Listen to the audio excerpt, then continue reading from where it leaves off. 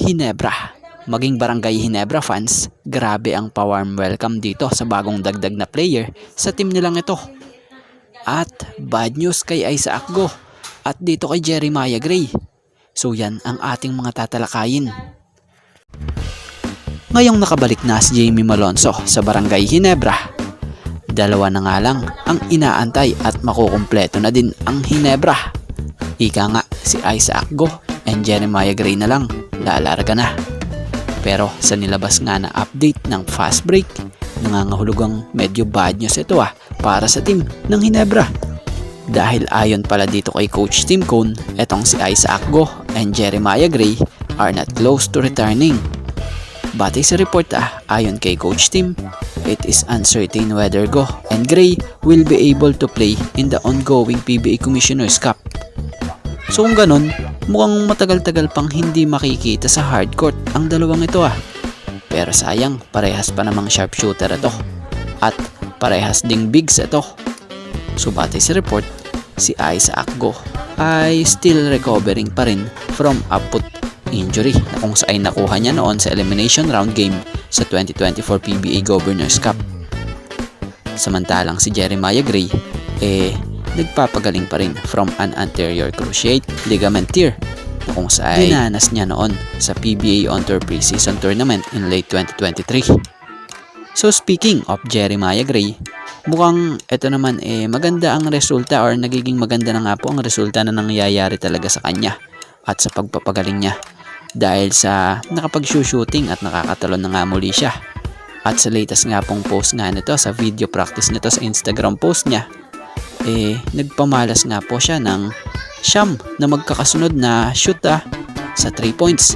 Halos lahat nga kung titingnan mo lahat ng tinira niya na siyam na sunod-sunod shoot, at bukod dyan halos lahat ringless pa.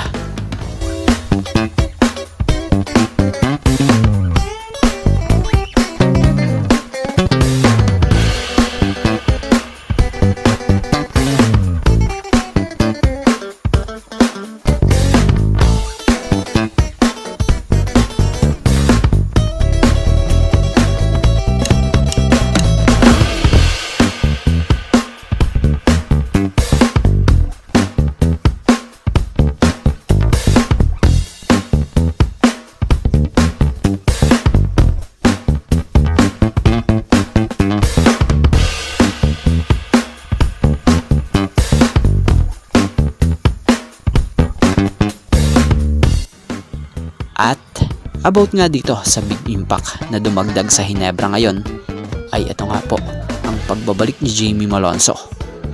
Sa debut game nga nito nga po sinalubong nga agad ito ng masigabong palakpakan at hiyawan nang ipasok nga po ni Coach Tim Cone sa game kontra Blackwater nitong linggo.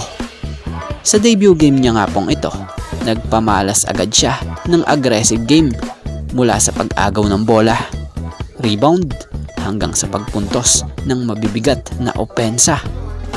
Maganda nga agad ang pagbabalik ni Jamie dahil nakuha nga po nila ang panalo kontra Blackwater na kung saan gumawa siya or umambag agad siya sa team gamit ang limitado pang minuto na 8 points, 3 rebounds, 1 steal sa loob nga po yan ng 11 minutes of playing time.